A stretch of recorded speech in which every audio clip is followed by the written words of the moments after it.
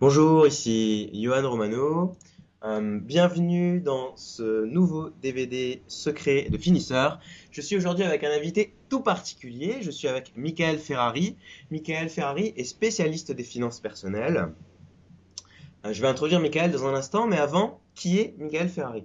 Michael a créé le blog Esprit Riche en 2007 avec un but, changer le point de vue que nous avons sur l'argent et lui donner sa place en tant qu'outil pour créer la vie que l'on veut vraiment, au lieu de se satisfaire de ce que l'on a. Son constat de départ était simple: petit, nous avons tous des rêves et en vieillissant, nous tirons un trait sur ce que nous voulons vraiment vivre. Michael a décidé de changer les choses et il s'est dit, voilà, on peut vraiment vivre la vie de nos rêves. Il est parti, et d'ailleurs c'est un excellent exemple de réussite, il est parti d'un salaire de moins de 1000 euros en 2002 et il a multiplié ce chiffre par 10 en améliorant ce qu'il appelle son intelligence financière, ses compétences et son efficacité personnelle.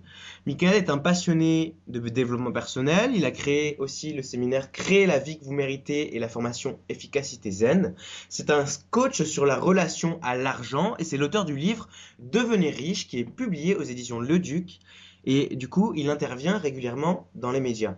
Michael est, par exemple, a déjà par exemple été invité chez France Info et dans énormément d'autres divers grands médias français comme Le Figaro, Europe 1, L'Express. Ces articles sont également régulièrement cités par de grands sites et chaque mois, c'est plus de 150 000 personnes qui visitent son blog. Bonjour Michael, c'est vraiment un plaisir de t'avoir parmi nous aujourd'hui. Et bonjour, je suis très content d'être avec toi et puis avec nos auditeurs aujourd'hui. Super. Donc, en fait, tout simplement pour débuter cette interview sur les chapeaux de roue, j'aimerais un petit peu savoir quel est ton point de vue par rapport à quel est l'intérêt pour toi, pourquoi est-ce qu'il est essentiel, d'après toi, de contrôler ses finances, quels sont les enjeux finalement? Les enjeux sont simples, hein. C'est vrai tout le monde les constate au quotidien. C'est que finalement, l'argent, c'est qu'un outil, hein. Ce n'est qu'un outil. C'est pas le centre de nos vies.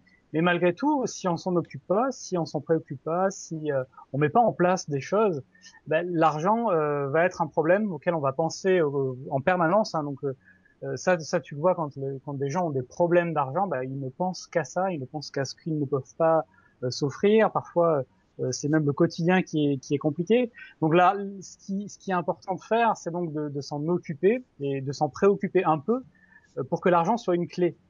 Que l'argent soit une clé pour être libre, pour faire ce qu'on veut et pour protéger aussi tout simplement, hein, se protéger, protéger sa famille du besoin. Alors c'est pas la seule clé, mais c'est vraiment un outil qu'il faut maîtriser.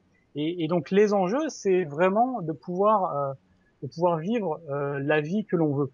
Parce que ce qui se passe très souvent, je fais une généralité, donc c'est forcément inexact, mais ce qui se passe très souvent, c'est que on commence dans une certaine voie professionnelle et puis on se rend compte que voilà que le niveau de revenu que procure cette voie-là n'est pas suffisant, Oui. que finalement le style de vie qu'on avait prévu avec peut-être les voyages, la maison que l'on avait imaginé, finalement tout ça va pas être possible et on tire un peu un trait, hein, sur tout ça et voilà et puis on commence à se satisfaire de quelque chose que qu'on n'aurait pas normalement accepté au début. Et donc voilà, donc l'enjeu c'est ça, hein. L'enjeu c'est de pouvoir vraiment vivre ce que l'on veut, même si évidemment on a tous des limites, mais de pouvoir au moins repousser ces limites. Et donc ce qui est important de voir derrière ça aussi, Oui. c'est que contrôler ses finances, c'est pas quelque chose que la société attend de vous. Et ça, c'est un constat qui a motivé, hein, moi, si tu veux, le démarrage de mon blog, hein, le fait de partager ces idées, c'est que c'est pas du tout quelque chose que la société attend de nous. Personne attend que vous soyez financièrement à l'aise. Personne attend que vous soyez complètement à l'abri du besoin. C'est à nous de Et se même, prendre en main, quoi. ouais, exactement. Et, euh, et même, j'ai envie d'ajouter, c'est vrai que dans notre environnement français, c'est plutôt normal, j'allais dire, de faire appel à l'État parce que c'est le fonctionnement, c'est notre culture. Euh, Si tu veux, c'est pas du tout mal vu, voilà, de recevoir des aides de l'État sous diverses formes, mais parce que la société a été construite comme ça. Hein, c'est pas une critique en particulier. Mais donc voilà, tout ça pour dire que la société n'attend pas de vous que vous soyez financièrement indépendant. Donc c'est vraiment une décision personnelle. Ok. Donc, du coup, quand tu parles, quand tu dis que l'argent, c'est une clé pour être libre, qu'est-ce que ça représente pour que ceux qui nous écoutent comprennent vraiment bien ce que c'est la liberté pour toi? Est-ce que c'est voyager? En termes d'exemples concrets, est-ce que tu aurais des exemples de choses que maintenant, toi, tu peux te permettre de faire que tu ne pouvais pas forcément en 2002? Oui, alors oui, la liste est un peu longue, euh, mais en 2002, si tu veux, quand j'avais un revenu mensuel de 1000 euros par mois, je pouvais pas faire grand-chose de toute façon. Mhm. C'était très clair. C'est-à-dire que je pensais plus à tout ce que je ne pouvais pas faire qu'à tout ce que je pouvais faire. Ok. Et c'est vrai qu'aujourd'hui, c'est plutôt le contraire. C'est plutôt le contraire, bien évidemment, parce que pour te donner des exemples, ce que je pouvais pas faire, c'était ne pas choisir de ne pas aller travailler, choisir de ne rien faire aujourd'hui. Voilà, avant je pouvais pas le faire parce que j'étais dans la rat race, dans le quotidien Alors, qu'est-ce pour que tu gagner. entends par la rat race pour ceux qui ne sont pas forcément familiers avec le concept? Alors ouais, la rat race, ouais, c'est un concept qui a été inventé par Robert Kiyosaki, qui est un auteur de finances personnelles Mhm. américain. Et donc ce concept dit simplement que tu imagines une roue avec un hamster à l'intérieur. Et la rat race, c'est toi qui est en permanence en train de courir dans cette roue et tu ne peux pas t'arrêter parce que si tu t'arrêtes, tu peux pas payer tes factures et donc tu es pris au piège entre guillemets parce que tu gagnes pas assez pour pouvoir avoir une marge de manœuvre et si tu t'arrêtes, tu as tout ton système qui se grippe et qui s'effondre. Donc là, la rat race, c'est ce que vivent la majorité des gens. Hein. Mhm. Ils sont bloqués. C'est ce que je disais au début, en fait. Hein, c'est que après, tu adaptes ton niveau de vie à tes revenus, et donc après, tu te trouves un peu bloqué hein, par ce que tu as dépensé, par ce que tu as engagé comme crédit ou comme dépense récurrente. Et puis voilà, tu te retrouves dans la rat race. Quoi.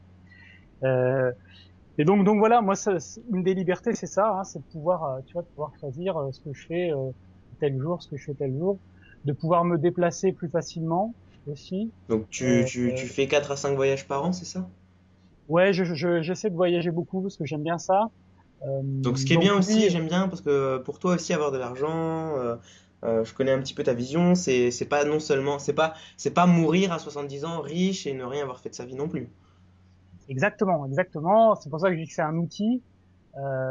Parce que ça fait partie des croyances, mais je pense qu'on va l'évoquer après. Mais Oui. voilà, dans les croyances qui limitent un peu les gens pour gagner de l'argent, c'est qu'ils s'imaginent que gagner plus d'argent, ça veut dire l'accumuler sans rien en faire. Moi, c'est pas ça.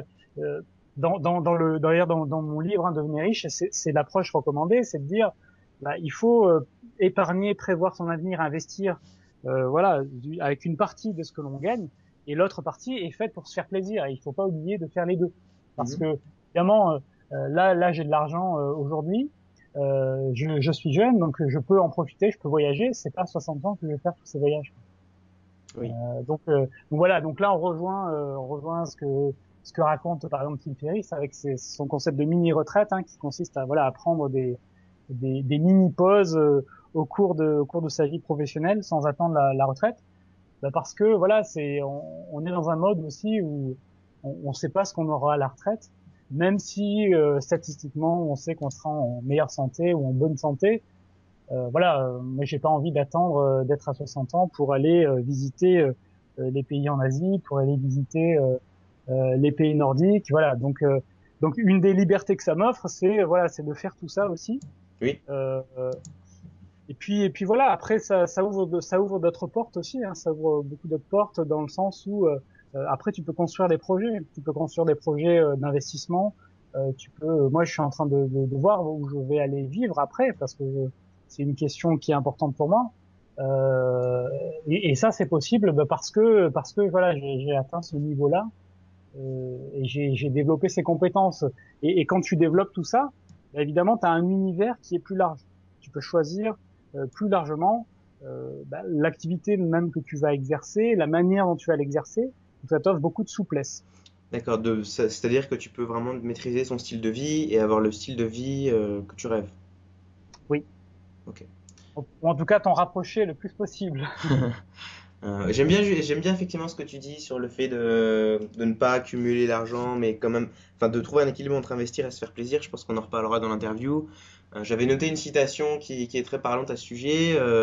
Voilà, c'était un sage milliardaire qui disait je ne suis pas si riche, je ne peux pas me payer ce qui a le plus de valeur, et deux points, ce qui a le plus de valeur, c'est sa jeunesse perdue. Et je pense Ouais. qu'effectivement, c'est pour ça que aussi j'ai choisi de t'interviewer, parce que je trouve que tu as une approche très intéressante, qui n'est pas extrémiste dans le sens, voilà, on est millionnaire à 65 ans, mais on n'a rien fait de sa vie. Quel est l'intérêt? Oui, oui, bah oui. Ok, donc pour toi là, c'est vraiment le plus important, on répète, pouvoir contrôler ses finances, c'est avoir un style de vie qui nous plaît, c'est être libre, c'est quitter la rat race, et ça nous ouvre énormément de portes. Oui, ça ouvre beaucoup de liberté. Ok. Bah, du coup, la question qu'on se pose maintenant, c'est bon, comment on fait? Quels sont les points auxquels on doit être attentif quand on veut passer justement de l'entêtement ou alors d'un niveau financier moyen à la richesse? Eh bien, tu connais, je sais pas si tu as vu Spider-Man, mais dans Spider-Man, à un moment donné, il y a deux personnages qui discutent et puis voilà, il y en a un qui dit à Spider-Man, avec de grands pouvoirs viennent de grandes responsabilités. Mhm. Et donc, pour euh, pour arriver à ça, il y a une part de responsabilité à prendre qui est plus importante que ce que l'on a par défaut. Ok. Donc ça veut dire accepter de prendre un rôle plus important dans la gestion de ses finances, hein, tout simplement. Donc ça veut dire être responsable de ce que l'on gagne et responsable de ce que l'on dépense. Donc alors, évidemment, il y a personne qui se dit irresponsable, mais ce que je veux dire par là, ça veut dire que euh, moi je pense qu'il faut prendre vraiment ce rôle plus à cœur. C'est-à-dire que ne pas se laisser limiter par le niveau de revenu qu'on a aujourd'hui ou le poste dans l'entreprise ou le statut qu'on a, parce que tout ça, c'est vraiment temporaire. Donc les points qui vont être les points clés, hein, ça va être déjà de contrôler ses dépenses. Mhm. Il y a, tu sais, c'est ce qui s'appelle l'ajustement hédonique, c'est-à-dire que quand tu es étudiant, tu arrives à vivre avec 400 euros par mois, à manger, à sortir, etc. Et puis dès que tu commences à avoir des revenus, que souvent tu commences par le salariat, dès que tu commences à avoir des revenus qui doublent, qui triplent, eh bien bizarrement, 400 euros c'est plus suffisant parce que tu commences à avoir un logement plus grand, plus cher, une voiture, Et etc. de vos Et loisirs. tu et donc tout ça commence à doubler, tripler. Mhm. Et ce qui se passe, c'est que une fois que tu as atteint ce palier, ce premier palier où tu as ton appartement par exemple en location, tu as acheté une voiture, etc. Très rapidement, tout ça ne procure plus autant de plaisir qu'au début, que quand tu les as achetés. Oui. Et donc il y a une espèce de fuite en avant où tu commences à acquérir des objets pour voilà alimenter j'allais dire cette roue du plaisir, mais c'est voilà pour continuer parce que c'est ce qu'on nous propose inconsciemment, hein, c'est de dire voilà se faire plaisir, c'est acheter constamment de nouvelles choses. Donc cet ajustement fait que il y a une fuite en avant hein, dans la dépense de ce qu'on gagne. Oui. Donc ça c'est un premier élément auquel il faut être attentif et qu'il va falloir contrôler parce que peu importe ton niveau de revenu, si tu dépenses tout, bien évidemment, tu es dans la même situation dans la rat race que celui qui est au SMIC et puis qui, pour des raisons plus évidentes et plus contraignantes, est obligé de tout dépenser. Et c'est des situations courantes, hein, les deux. C'est de voir, je sais pas, des médecins ou des chirurgiens avec de très bons revenus, Oui. mais qui ont pas un mois d'avance en épargne et qui sont donc constamment obligés de rester dans la rat race parce qu'ils n'ont pas contrôlé ce point élémentaire de voilà savoir ce qu'ils dépensent et puis contrôler leur niveau de dépense. Donc contrôler ça, ça passe notamment par faire la différence entre nos besoins et nos désirs. Ok. C'est un point essentiel. Savoir ce dont on a besoin et savoir ce que l'on veut. Donc, première étape, là, quelqu'un qui nous écoute, qui veut qui veut mieux contrôler ses finances, pour toi, c'est ça. Ouais, oui, c'est vraiment la première étape. Ok. La première étape, c'est ça. Est-ce que tu peux un petit peu développer, s'il te plaît, différence entre besoin, désir, ce que tu entends par là? Oui, bien sûr. Alors, j'ai besoin de me désaltérer. J'ai envie de boire du Coca-Cola. Mhm. Voilà. La différence, elle est là. La différence, c'est de quoi j'ai besoin de manière élémentaire dans ma vie et qu'est-ce qui me fait plaisir. Donc faut donc là encore une fois l'idée c'est pas d'être un extrémiste hein, de dire je vais prendre que ce dont j'ai besoin et je vais pas écouter mes désirs ou pas me faire plaisir, c'est pas du tout ça Je prends pas internet ni l'électricité, j'en ai pas besoin pour survivre. exactement. On survivait bien avant sans internet, sans électricité, sans téléphone portable, hein. Mhm. Donc c'est pas ça l'idée. L'idée c'est de voilà de trouver un juste milieu qui soit cohérent avec notre niveau de revenu et avec le style de vie qu'on veut avoir. Ok. Voilà, donc d'être conscient de ça, quoi. Hein, et quand tu en prends conscience, ça te permet de le gérer, tout simplement, et puis d'arbitrer. Hein, tu vois je sais pas, un gadget électronique, tu te dis est-ce que ça j'en ai besoin ou est-ce que c'est un plaisir. Si c'est un plaisir, voilà, est-ce que c'est le moment de le faire. Est-ce que ça rentre dans mon plan ou pas. Alors justement, par rapport à ça, est-ce que tu as, je sais pas, est-ce que tu as un exercice, noter telle éventuelle dépense et, sur une feuille et reprendre cette feuille dans 1 ou 2 semaines pour savoir si on en a toujours envie? Est-ce que tu as un exercice que tu conseilles par rapport à ça? Oui, alors l'exercice qui marche le mieux, c'est effectivement de reporter sa décision d'achat. Mhm. Euh, donc soit de le noter effectivement, soit simplement de dire consciemment, hein, tiens, je vois ça, ça m'intrigue, j'aurais bien envie de me l'acheter. Je vais attendre un peu, je vais attendre 10 jours ou 15 jours ou un mois, et je vais voir si dans un mois j'en ai toujours envie ou pas. Et c'est là que tu vas mesurer si t'as vraiment envie de l'avoir, quoi, tout simplement. Donc, Si c'est pas éphémère. d'accord, donc c'est comme ça qu'on va pouvoir éviter les achats compulsifs, coup de cœur, souvent inutiles en fait. Oui, oui, oui.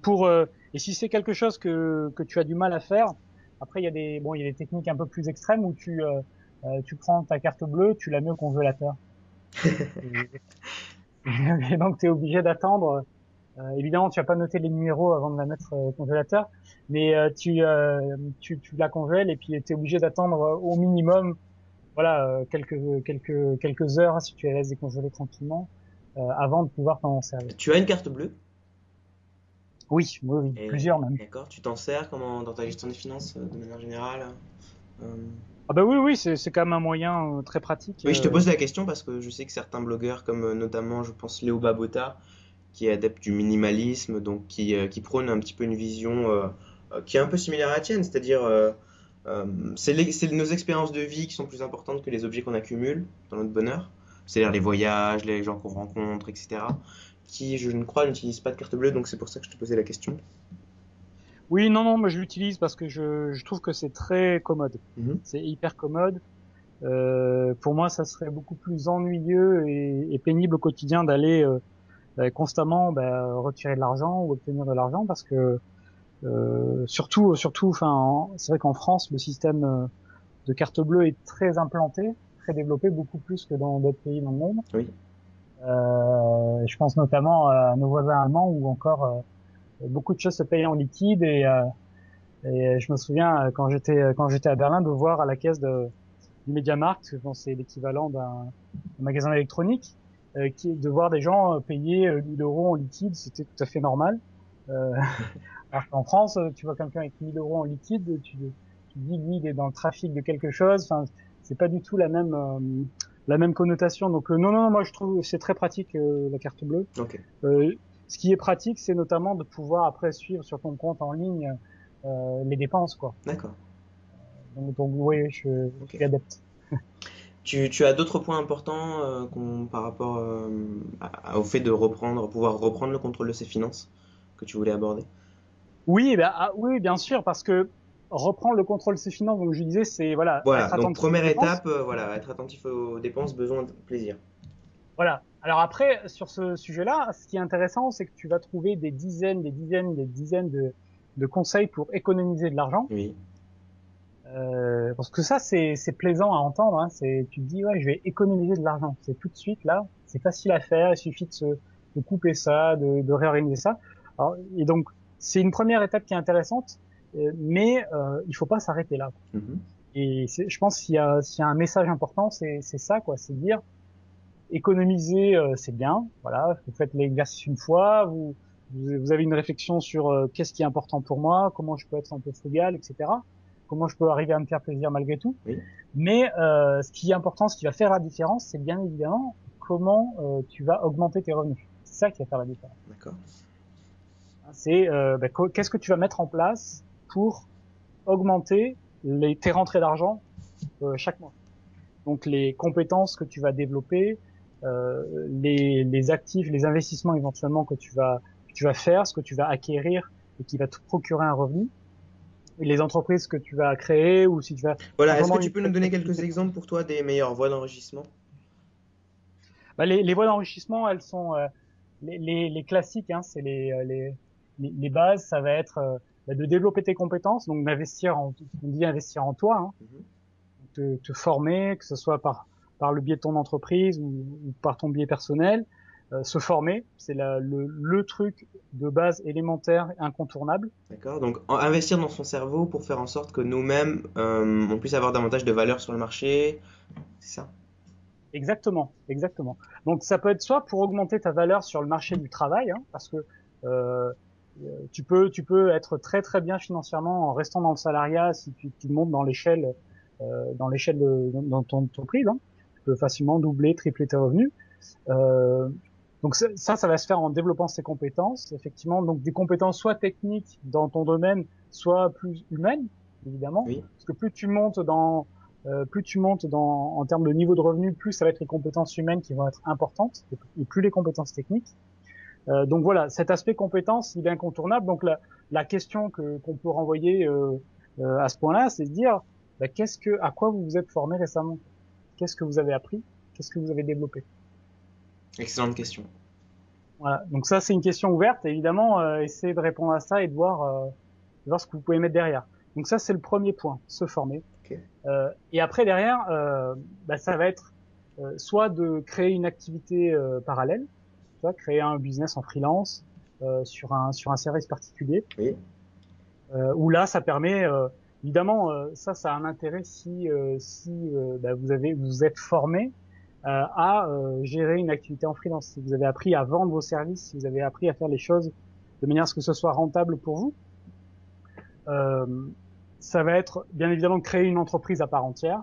C'est la voie principale de création de richesse, avec les difficultés et les risques bien sûr que ça comporte, mais voilà, c'est une aventure à part entière. bon, bah, là je te Euh, coupe tout de suite parce que je rencontre très très très souvent des personnes qui me disent oui, ben moi aussi j'aimerais bien créer mon entreprise mais j'ai pas l'idée. Et alors justement j'aimerais faire, si on peut faire juste une toute très courte parenthèse, je crois que tu avais rédigé un ouvrage sur le sujet. oui, Et du coup, je pense que ce sera intéressant parce que je pense que c'est une question que se pose la personne qui nous écoute. Oui, mais bon, c'est bien beau, mais bon, parce que j'ai pas l'idée. Qu'est-ce que tu dirais à quelqu'un qui pense comme ça? je dirais que c'est parce qu'elle n'est pas habituée à regarder en fait. Mhm. Tu sais, c'est comme quand tu te dis tiens, je vais acheter tel modèle de voiture, et puis que tu sors dans la rue et tu te dis mais en fait cette voiture elle est partout quoi. Je l'avais pas vue avant Exact. et je me rends compte que mon voisin a la même. Tu vois, donc ça c'est un peu ça le constat, c'est de dire c'est parce que vous n'êtes pas habitué à regarder les opportunités en fait. D'accord. Donc se poser les bonnes questions, se former sur la création d'entreprise et à partir de là, voilà, regarder, concentrer notre attention sur ce qu'on peut faire, quelles activités on peut développer, etc. Exactement. Et puis derrière il y a autre chose, hein, c'est que euh, quand t'as jamais créé d'entreprise, dans ton inconscient, tu te dis, si je crée une entreprise, il faut que ce soit un truc complètement innovant, quoi. Il faut que ce soit nouveau. Alors que c'est Faut que totalement ce faux. faut que ce soit une idée, tu vois, Mm. extraordinaire. Je vais pas créer un business dans le pressing, quoi. Le pressing, ça sert à quoi? Enfin, il est déjà devenu le pressing. Non, mais c'est comme ça que les gens Oui. se, Il y a l'un se- des. voilà. C'est excellent ton exemple parce qu'il y a dans un domaine assez similaire, enfin, euh, qui n'est pas super, super, comment dire, aguichant, qui n'est pas glamour. Oui, Il y a l'un des entrepreneurs français actuellement, j'ai oublié son nom malheureusement, mais qui se développe énormément d'un point de vue financier, euh, qui vend du pain, qui a créé en fait une machine à pain automatique. Et D'accord. voilà, et c'est une idée toute simple hein, finalement, pas besoin de. Et pourtant, on va pas se dire bon, per- ça fait combien de temps que le pain existe? Personne n'y avait pensé avant. Un distributeur de baguettes. Ouais. Donc tu vois, là, le truc, c'est de dire, faut pas que l'idée soit sexy ou nouvelle, parce que plus elle est nouvelle, ça veut dire qu'elle n'a pas été testée, que vous avez un risque de vous planter qui est multiplié par 10 ou par 100. Mhm. Alors que si vous prenez un business classique qui a été prouvé et que vous le faites correctement, parce que c'est ça la clé, c'est l'exécution. Donc derrière, évidemment, le produit, le positionnement marketing, la manière de créer tout ça, qui va faire la différence. Et donc, il vaut mieux prendre un secteur qui n'a pas l'air très sexy, parce que les plus grosses entreprises sont dans des secteurs qui sont pas très très sexy. Hein. Et par contre, ça fonctionne correctement parce que ça a été créé de manière intelligente.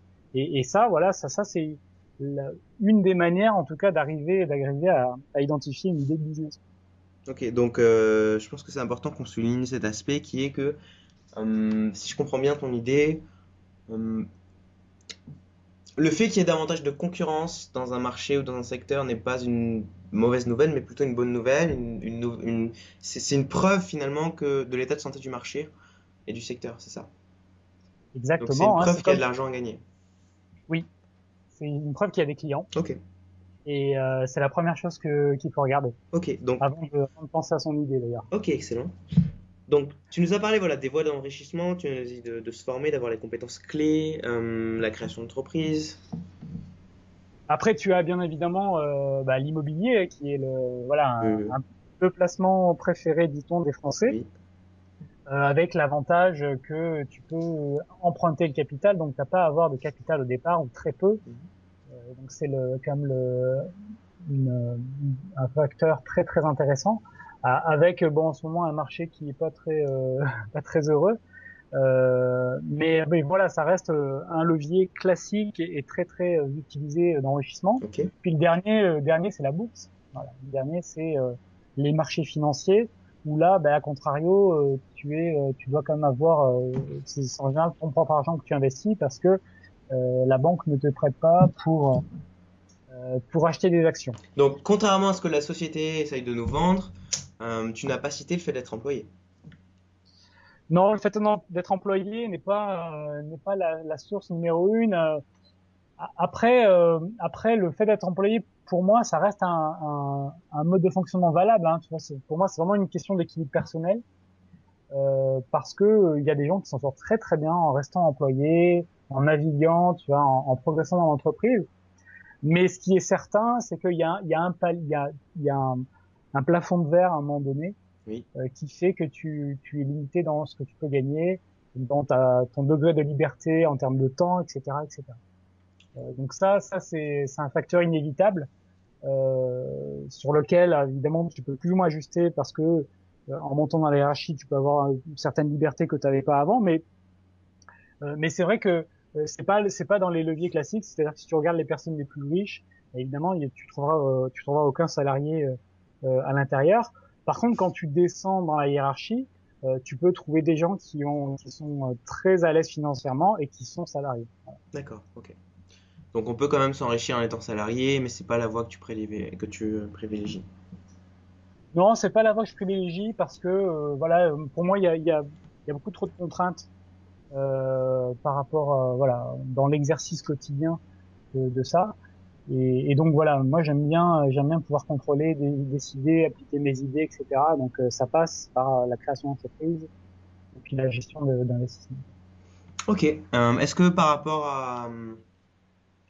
rapport au point auquel on doit être attentif quand on veut passer de l'endettement à la richesse, là tu as parlé vraiment des points les plus importants.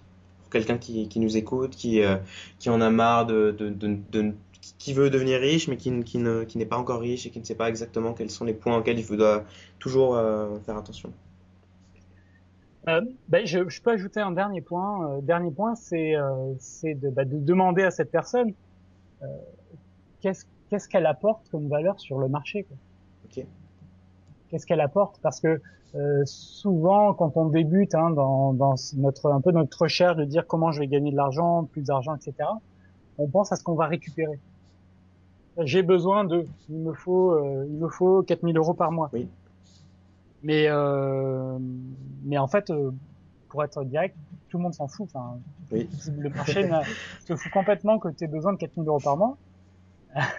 Donc, ce qui va être,